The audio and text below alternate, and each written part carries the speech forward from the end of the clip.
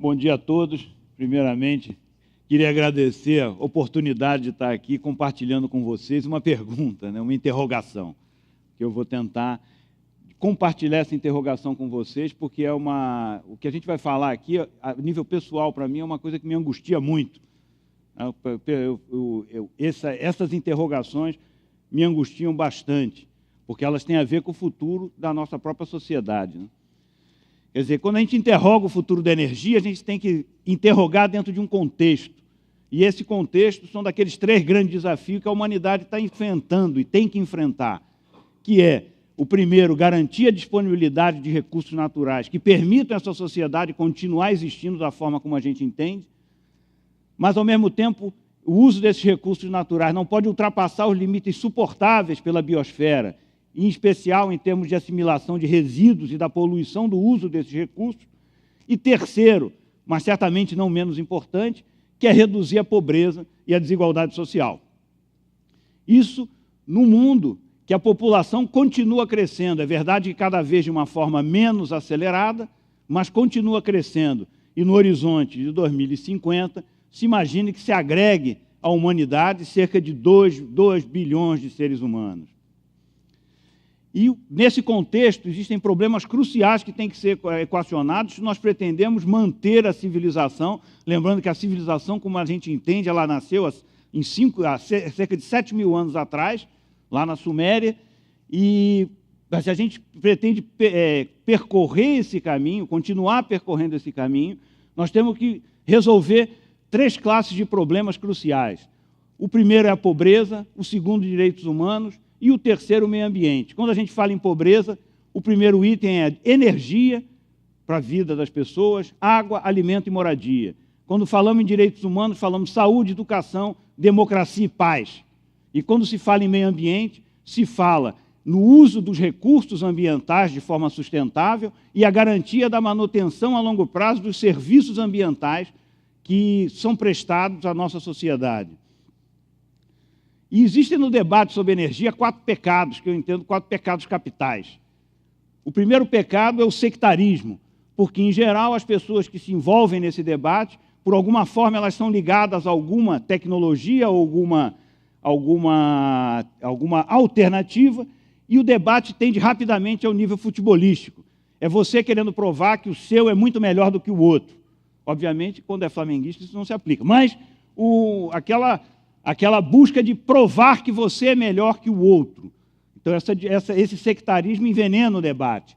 O segundo veneno do debate é o mito da panaceia. É a percepção que existe uma solução única que vai resolver todos os problemas. Isso é particularmente importante no Brasil, porque a gente tem uma tradição de buscar eternamente um salvador da pátria. Vem lá do mito de Dom Sebastião, lá de Portugal. Ou seja, não existe panaceia, entendido como um remédio único para todos os males. O terceiro pecado do debate é a confusão de 2 conceitos técnicos, que é potência e energia. Potência é energia por segundo. Energia é a potência ao longo do tempo.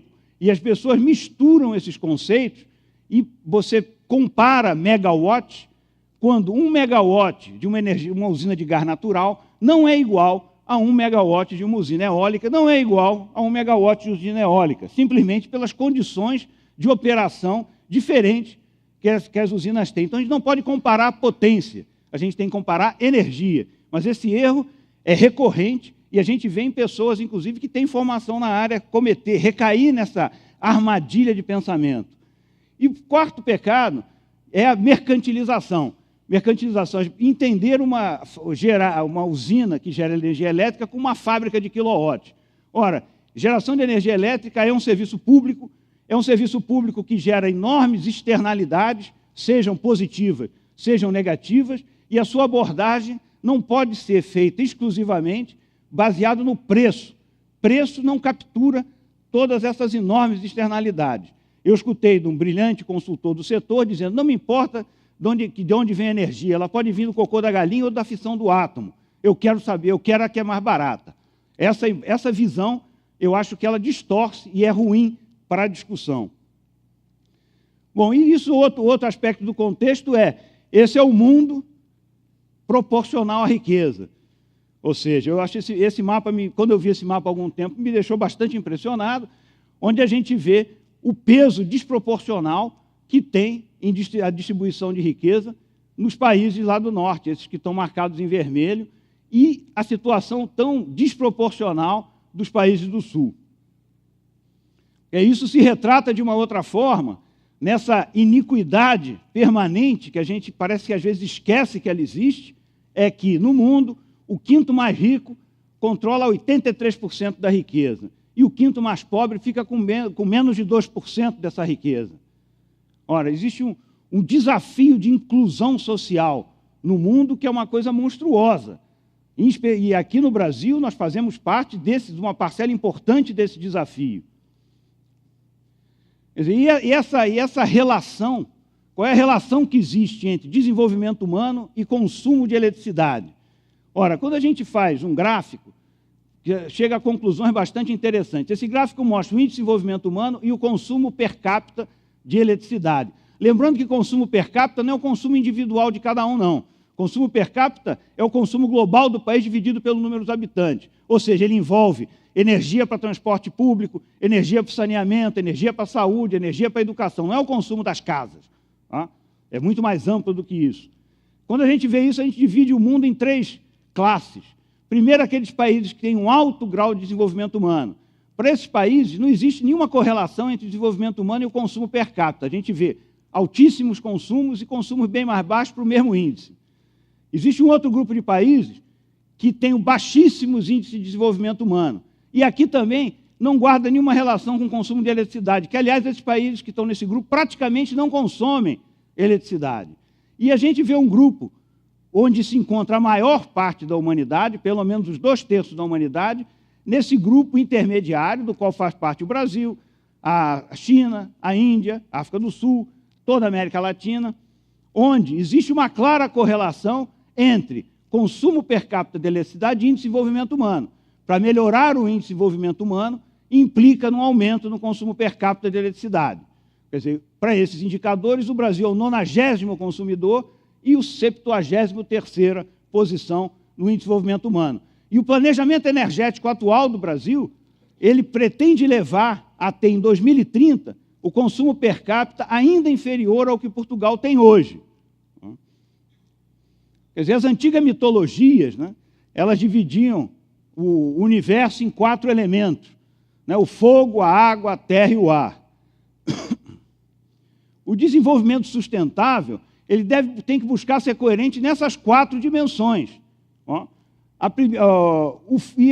O debate da sustentabilidade, o debate do futuro, ele é muito focado no fogo, que é a energia, e no ar, que é o clima, e as interações da energia com o clima. A gente se esquece, às vezes, ou o debate não é tão intenso, quanto eu acredito que deveria ser, quanto a terra, que é o uso do solo, e a água. Especialmente o uso do solo é um tema que passa à margem da discussão em geral. E se a gente observar a evolução da civilização, desde que o homem descobriu o fogo, queimando, quer dizer, descobriu o fogo significa usar a energia da biomassa. Quando isso mudou e criou, até está no próprio fundamento da civilização. Se passaram milênios e o homem descobriu uma forma de energia muito mais concentrada do que a biomassa, ou a lenha, que foi o carvão mineral.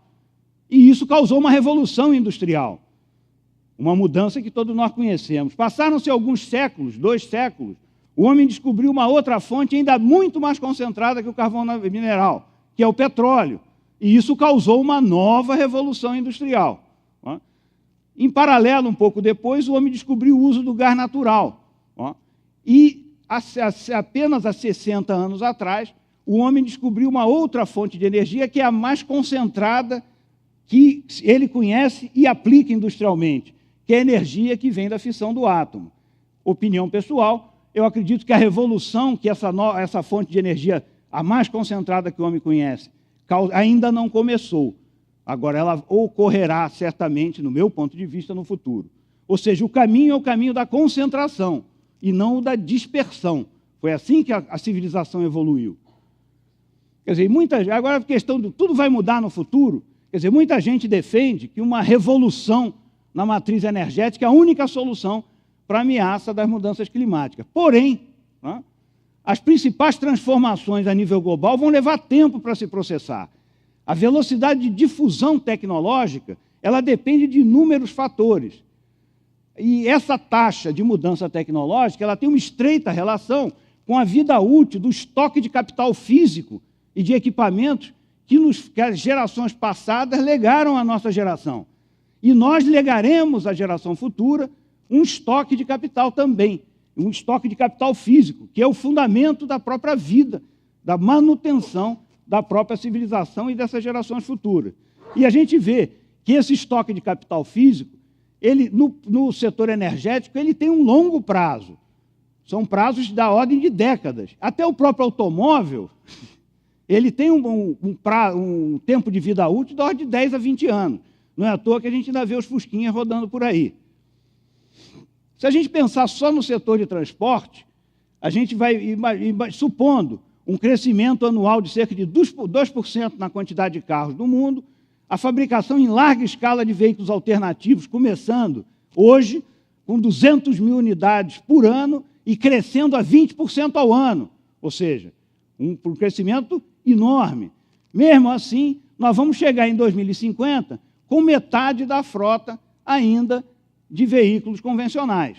Isso vai dar a ideia dos tempos envolvidos nesse processo. Se a gente pensar o setor energético, que no mundo é dominado para a geração fóssil, em especial o carvão mineral, não é o caso brasileiro, mas no mundo é, se a gente imaginar, mesmo se todas as usinas de carvão passassem a começar a capturar carbono, e a energia nuclear e as energias renováveis tivessem um grande impulso, e o gás natural passasse a ser o principal combustível, nós ainda chegaríamos em 2050 com cerca de 30% da capacidade que ainda está instalada hoje. Né? Quer dizer, então, no fundo, nós temos as opções de mudança estão na combinação de todas as alternativas. Nós temos que fugir do mito da panaceia e fugir do sectarismo também, aqueles pecados, e entender que potência não é energia. Uma coisa é potência, outra coisa é energia, e não comparar coisas que não são comparáveis, que também é o costume que a gente faz. Isso passa pela maior utilização do gás natural, fiz alguma bobagem aqui, pela também a expansão da geração elétrica nuclear, a expansão das energias renováveis, os biocombustíveis, a captura e sequestro de carbono, isso no sentido da redução de emissões. Agora, na conservação e eficiência energética, no investimento em transporte de massa eletrificado, que é o caso dos metrôs e dos trens urbanos, a melhoria do transporte rodoviário, minimizando o transporte de cargas rodoviário e otimizando a eficiência dos veículos que os transportam, a busca da minimização do gasto de energia nas construções, busca de aparelhos cada vez menos intensivos no uso de energia, ou seja, buscar fazer as coisas de forma diferente. E dentro desse contexto, a gente olha, um olhar sobre essas opções previstas no cenário do IPCC, do Painel Internacional de Mudança Climática, que são os dois cenários base, o B2A1M e o A1B. Esses dois cenários, a gente não consegue se construir um cenário futuro sem ter uma contribuição da geração elétrica nuclear, como ela existe hoje, e ela continuará existindo, terá que continuar existindo, a não ser que a gente abdique daquele terceiro desafio, que é a busca da redução da pobreza e da desigualdade. Então, esse contexto é que eu compartilho essas interrogações ao futuro da energia e me arrisco a fazer uma afirmação que a sustentabilidade energética não pode prescindir da geração elétrica nuclear. Puxando o ponto lá que o Valdir falou, das ideias, né? Bertold Brecht disse num determinado momento, num contexto diferente, que não existe nada mais irresistível que uma ideia cujo momento seja chegado. Cabe a nós sermos sábios o suficiente para identificar quando é que esse momento realmente chegou. E a gente está falando nisso aqui dentro da do TED da Baía de Ilha Grande. Por quê? A Baía de Ilha Grande tem uma particularidade. Ela talvez seja o lugar do mundo onde existe a maior produção de eletricidade num pequeno espaço, tá? Que é a central Almirante Álvaro Alberto, com as usinas de Angra 1 e 2 e a usina de Angra 3 em construção. E essas usinas convivem de uma forma bastante harmônica com a Baía de Ilha Grande e já se vão quase 20 anos. Tá? Esse fator faz com que seja interessante trazer essa discussão, essa ideia para a discussão dentro do TED da Baía de Ilha Grande. Muito obrigado.